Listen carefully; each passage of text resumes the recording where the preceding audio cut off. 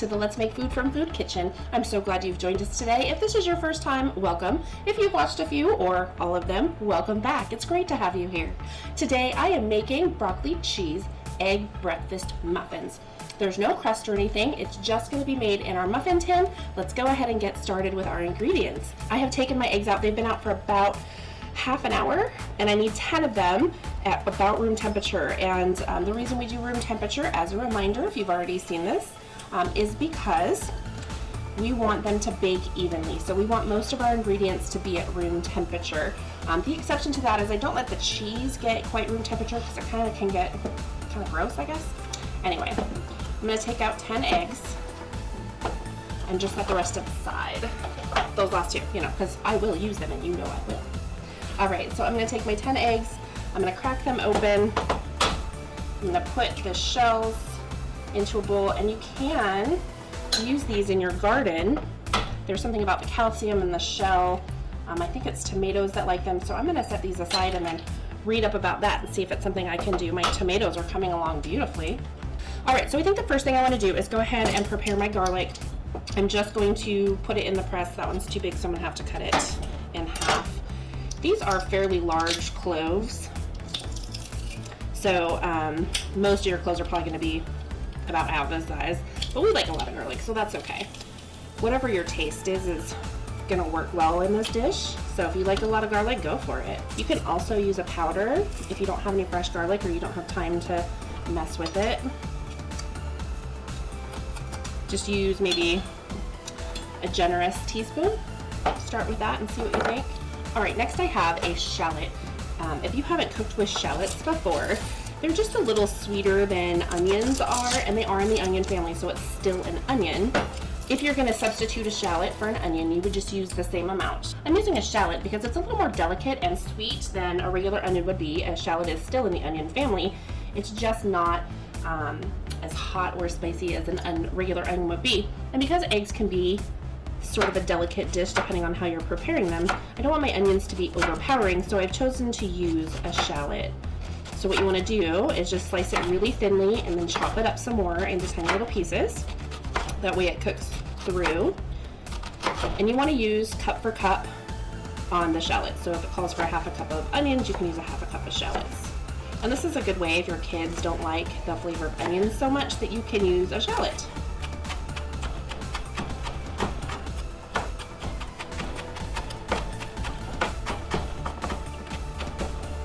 Alright, our shallot is chopped up. It's about a half a cup that we got out of it, and I think that's about perfect. I'm going to take my broccoli, and the end result on the broccoli that you want is around a cup and a half. It doesn't have to be absolutely perfect, but what does need to happen is it needs to get chopped up very small. If you don't chop it up very small, then the broccoli is not going to cook all the way through, and you're going to have a weird texture in your egg cup, and I don't think we want a weird texture in our egg cup, so I'm just going to chop it up as small as I can. And see where I'm at. I might need to add some more. So I just want to check through and make sure I don't have any large chunks. If I do, I'm going to cut them up a little smaller just to make sure. But as you can see, this is pretty small. I have 3 different cheeses.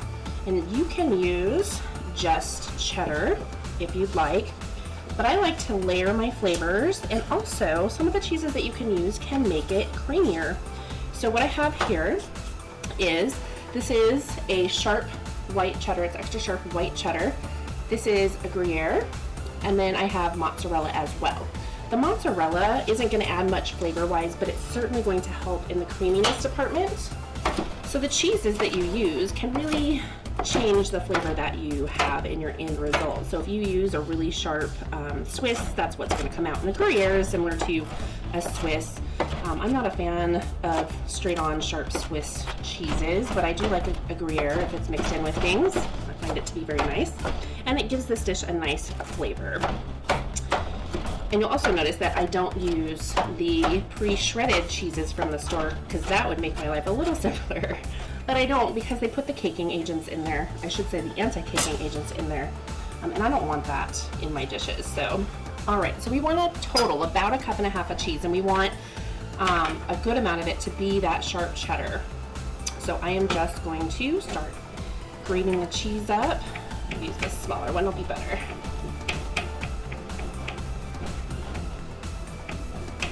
And then whatever's left, you can use it to top your egg cups. Onto the Gruyere. All right, and some mozzarella. And this is really gonna help with that meltiness, the creaminess.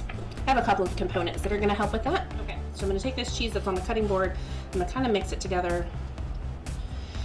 and then I'm gonna move on.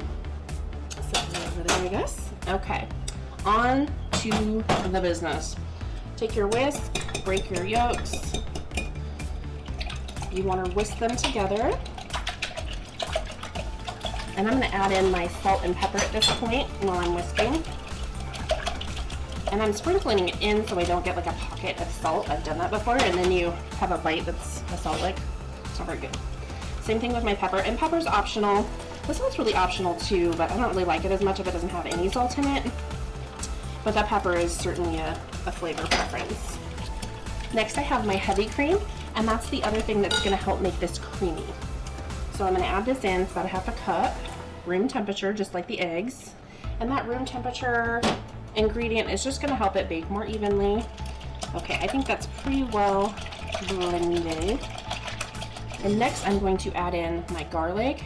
Basically everything else is going in this bowl right now, except about a half a cup of my broccoli because I put in too much. We'll see what that looks like when I stir it up. Cheese, in we go. And my shallot. There. And I'm not gonna whisk it because all of the ingredients are just gonna get stuck in the whisk anyway, so I'm just gonna stir it together with my spatula here. And what we're looking for is basically this. If you can see, there's not a lot of egg pockets where it's just egg and nothing else. We want the filling to be pretty evenly dispersed.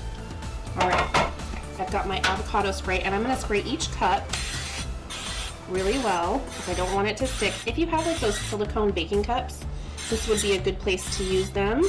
I don't have any, and I don't want to spend the money on them right now, so I'm just going to use my avocado oil and be happy with my day.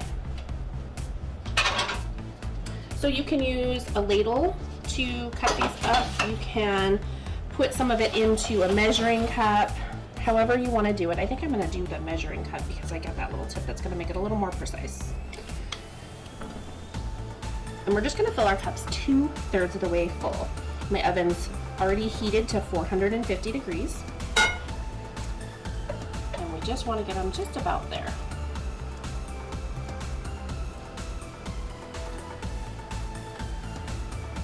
So we have some left over, and that's okay. I'm going to bake these and then fill the cups back up and continue baking until I've gone through all of my mixture. The next thing I'm going to do right before I put them in is top them with a little bit of this cheese that we have left over. And just put a little bit in each one. I'm going to get these in the oven. We want them to be completely cooked all the way through, but be careful not to overcook them, so you'll have to keep an eye on them. All right, our 16 minutes is up. We are ready to take these out. I let them cool a little bit. So let me see if I can get one of these out of here without tearing it to shreds. Mostly. There we go, there's one. Let's take a bigger one out. Beautiful. And stuff a little bit. There. Now we have breakfast. I'm gonna go ahead and plate up the rest of these and get them out of the muffin tin. All right, breakfast is served. I put it with some blueberries and raspberries. Now, it's hot, but I'm gonna taste it anyway. It looks perfectly cooked in the middle. Let's see if I can show that to you without dropping it off the fork. Still swoop! It fell off the fork. It's okay, I'll clean it up later. So we're gonna try this bite now and just see how it goes.